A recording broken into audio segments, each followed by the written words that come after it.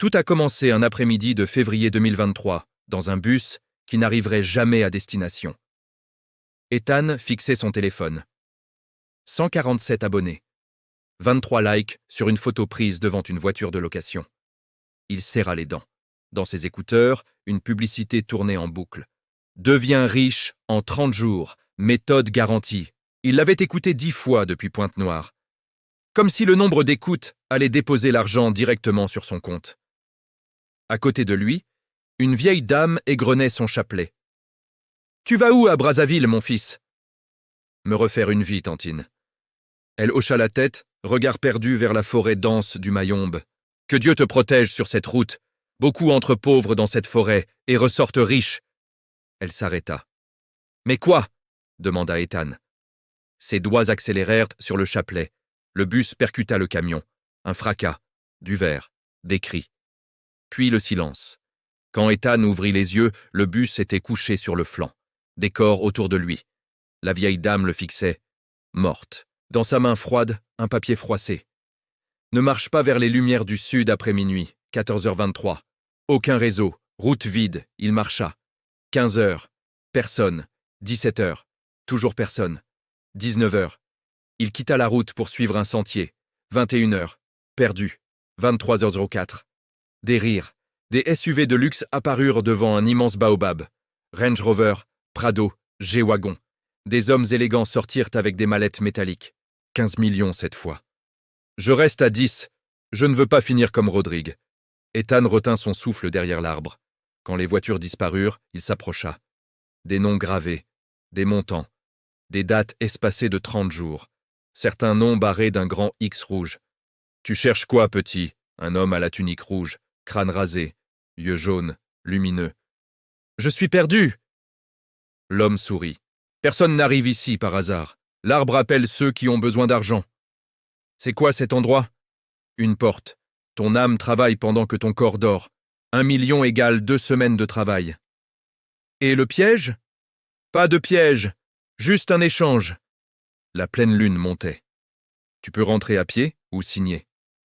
Ethan pensa à sa mère qui priait depuis 30 ans et vendait toujours des pagnes, aux pasteurs qui mendièrent les offrandes, aux moqueries du quartier. Il leva les yeux. Je veux essayer, l'erreur était faite. Babin. C'était le nom de l'homme aux yeux jaunes. Il donna à Ethan une tunique rouge et une gourde au liquide noir. L'arbre s'ouvrit. Pas comme une porte, comme une bouche. À l'intérieur, un monde rougeâtre. Des milliers d'ombres humaines portant des pierres sous un ciel de cendres. On allongea Ethan sur une pierre glaciale. Répète, mon âme travaillera pour ma richesse. Il répéta. Quelque chose se détacha en lui. Il grava sur l'écorce. Ethan, un même. 30 jours plus tard, il reçut la mallette. 1 million. Réel. Il demanda 10 millions le mois suivant. Les cauchemars commencèrent. Il creusait, il portait, on le fouettait. Au réveil, courbature, marque rouge, puis elle disparaissait. Mais l'argent arrivait.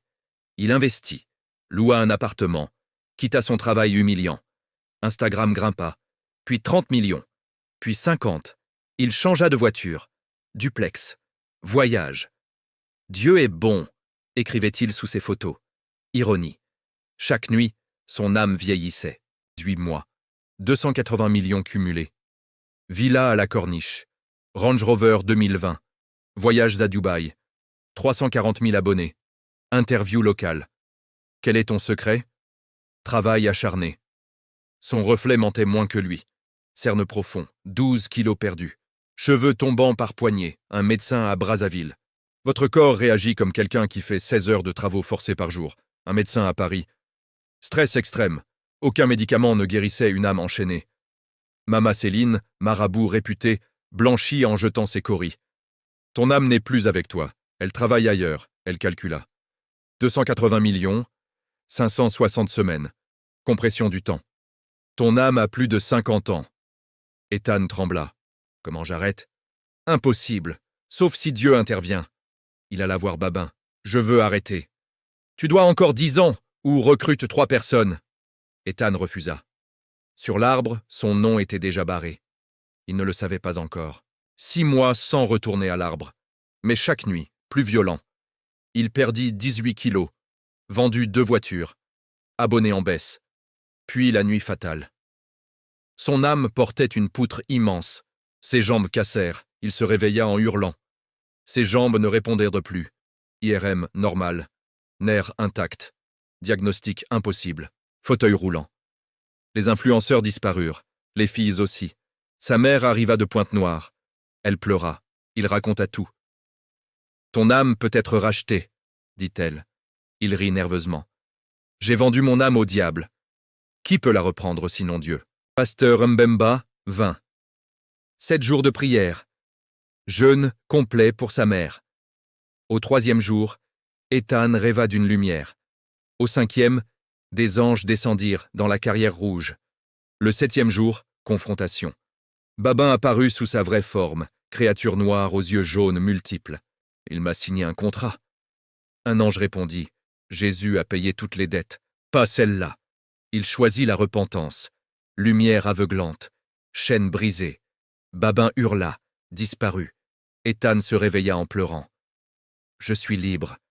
Il tenta de bouger ses jambes. Rien. Le pasteur posa la main sur son épaule. Ton âme est libre. Ton corps porte les conséquences. Aujourd'hui, Ethan ne marche plus. La villa est vendue. Les voitures aussi. Il vit modestement. Mais il dort en paix. Plus de cauchemars. Plus de fouets. Plus de pierres. Il parle dans des églises. Il raconte. L'argent le plus cher du monde, c'est celui qu'on gagne en dormant. Il regrette. Mais il est libre. Si un jour, dans une forêt, vous voyez un baobab trop grand, si des SUV apparaissent à minuit, si un homme aux yeux jaunes vous promet la richesse en 30 jours, courez. Parce que personne ne vous dit le vrai prix au moment de signer. Et quand vous le découvrez, il est souvent trop tard.